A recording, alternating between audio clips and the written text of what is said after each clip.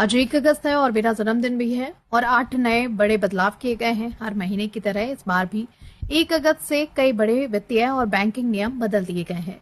इनका असर आम लोगों की जेब, यात्रा, बैंकिंग और टैक्स से जुड़े कामों पर पड़ेगा। एलपीजी सिलेंडर की कीमतों से लेकर रेलवे तत्काल टिकट और क्रेडिट कार्ड, जीएसटी, केवाईसी और तक कई अहम बदलाव लागू हो चुके हैं। तो वहीं जान लेते हैं कि कौन कौन से नियम भी बदल गए हैं। 19 किलो वाले कमर्शियल एलपीजी सिलेंडर की कीमत में 202 रुपए तक की कटौती की गई है। हालांकि घरेलू रसोई गैस सिलेंडर के दाम में कोई बदलाव नहीं हुआ है। वहीं भारतीय रेलवे ने तत्काल टिकट बुकिंग के नियमों में बदलाव किया है। अब रिजर्वेशन काउंटर पर टोकन उसी समय जारी होंगे जब तत्काल बुकिंग शुरू होगी और जिससे भीड़ कम करने में मदद मिलेगी। 1 अगस्त से कुछ बैंकों ने अपनी सेवाओं के शुल्क में बदलाव किया है। उज्जीवन स्मॉल फाइनेंस बैंक ने एसएमएस अलर्ट चार्ज में संशोधन किया है। वहीं बढ़ती इनपुट लागत और वैश्विक परिस्थितियों के चलते चाय, कपड़े, टीवी, फ्रिज, वॉशिंग मशीन और कार, रोजमर्रा के कई सामानों की कीमतों में 4 से 6% तक की बढ़ोतरी की संभावना जताई है। वहीं ITR 1 और ITR 2 भरने की समय सीमा खत्म होने के बाद अब बिलेटेड ITR दाखिल करनी होगी, जिस पर 1000 से 5000 तक का जुर्माना लग सकता है। इसके अलावा कई बैंकों ने क्रेडिट कार्ड से जुड़े नियमों में बदलाव किया है।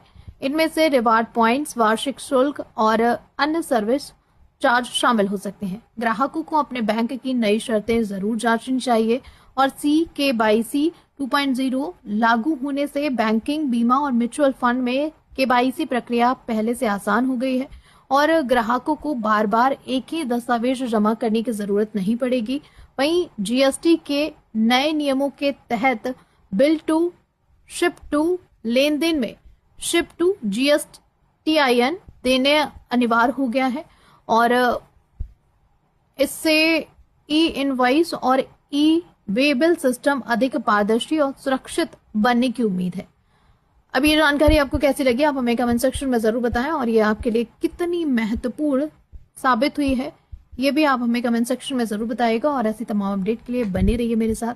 मेरे चैनल को लाइक करें, शेयर करें, सब्सक्राइब करें और ऐसी ज़्यादा जानकारी के लिए आपको किस विषय पर नई जानकारी चाहिए तो आप मुझे ज़रूर कमेंट करके बता सकते हैं कि आपको किस बारे में जानना है।